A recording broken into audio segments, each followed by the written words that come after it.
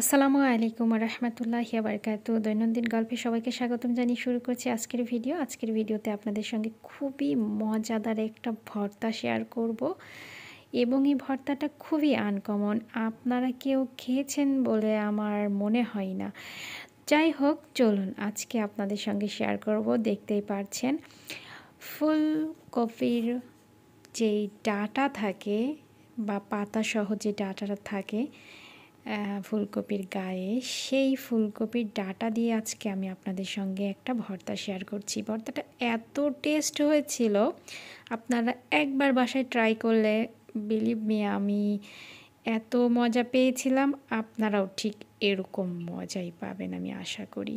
তো চলুন আপনাদের সঙ্গে শেয়ার করে নিচ্ছি কিভাবে আপনি ফুলকপির পাতার ভর্তাটা করবেন বা ডাঁটার ভর্তাটা। এখানে আমরা পাতাসহ ডাঁটাটাকে নিয়ে সুন্দর মতো ধুয়ে পানিতে একটু লবণ দিয়ে খুব সুন্দর করে ভাপিয়ে নিব। আমি আর ওটা ভিডিওতে দেখালাম না, কারণ সবাই ওটা পারবে। খালি খালি ভিডিও লম্বা করার কি কোনো দরকার আছে বলুন। এবার আর যেটা করতে হবে, শুটকি মাছ নিতে হবে। এখানে লটকে শুটকি নিয়েছি, আপনারাও চেষ্টা করবেন এই শুটকিটাই নেওয়ার জন্য। এই শুটকিটাও সেমভাবে গরম পানি দিয়ে এটাকে খুব সুন্দর মতো পরিষ্কার করে নিতে হবে। এর গা হাত পা থেকে যেই মাথাগুলো আছে, লেজগুলো আছে, হ্যাঁ কাঁটাগুলো আছে, এগুলো ফেলে দিয়ে আর কি। আর এই যে দেখান, এখন যেটা আমার কিন্তু পাতা ডাঁটাটা সিদ্ধ করে নেওয়া হয়ে গিয়েছে। আমি লবণ দিয়ে সিদ্ধ করে নিয়েছি পানির থেকে।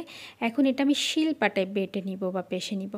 আপনারাও চেষ্টা করবেন শিলপাটাটা ব্যবহার করা। শিলপাটায় বাটলে খাবারটা অনেক বেশি, মানে ভর্তাটা অনেক বেশি টেস্ট হয়, আমার কাছে তাই মনে হয়। চলুন এবার দেখে নিই এই যে শুটকি মাছগুলো গরম পানির মধ্যে বেশটা সময় দিয়ে রাখবো, যাতে করে গায়ের মধ্যে যে ময়লাটা আছে সেটা যেন উঠে চলে আসে। ফাইনালি দেখিয়ে দিচ্ছি আপনাদেরকে, এই যে সেই পাতা ডাঁটার ভর্তাটাকে পিষে নিয়েছিলাম সেইটি। আর এর মধ্যে এখন আরও কিছু মশলা যাবে, যেগুলো এই যে এখানে দেখতে পাচ্ছেন। পেঁয়াজ আর রসুন, কিছু কাঁচামরিচ আর আদা বাটতে হবে। সো আদা এবং ওই যে মাছ লটকে শুটকিটাকে আমি পানি দিয়ে দিয়ে অনেকবার ধুয়ে এটাকে একদম ক্লিন করে নিয়েছি। এখন এইগুলাকে পাটার মধ্যে দিয়ে আচ্ছা করে পিষে নিতে হবে। চলুন পিষে নিয়ে দেখি কি হয়। আপনাদেরকে আমি লাস্ট দেখিয়ে দিচ্ছি যে পাতা পাতা ভর্তাগুলো, মানে বাটাগুলা এবং হচ্ছে এই মাছ ভর্তাগুলাই যে আমি দেখাই দিলাম। দেখুন এগুলো সব মশলাসহ মাছটাকে বেটে নিয়েছি, আর আগে তো আমি পাতাটাকে বেটে নিয়েছি, সেটা তো আপনারা দেখেই নিলেন। তো চলুন এর পরের প্রসেসিংয়ে চলে যাই।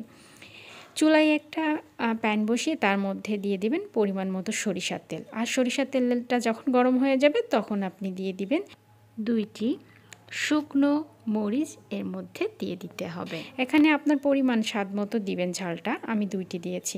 আর এখানে 2টি তেজপাতাকে মাঝখান থেকে ছিঁড়ে এভাবে দিয়ে দিয়েছি। যখন এটা বেশটা কালার চেঞ্জ হয়ে যাবে তখন অল্প পরিমাণে জিরা, আস্ত যে জিরাটা থাকে সেটা দিয়ে দিতে হবে।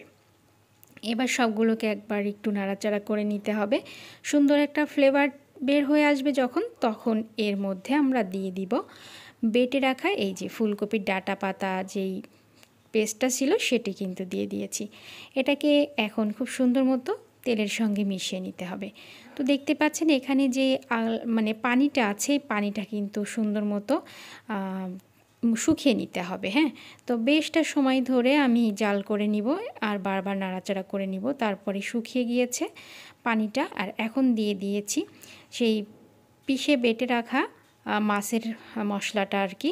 আর এখানে কিছু মশলা দিয়েছি, হলুদ গুঁড়া, অল্প লাল মরিচের গুঁড়া, ধনিয়ার গুঁড়া আর স্বাদ মতো লবণ।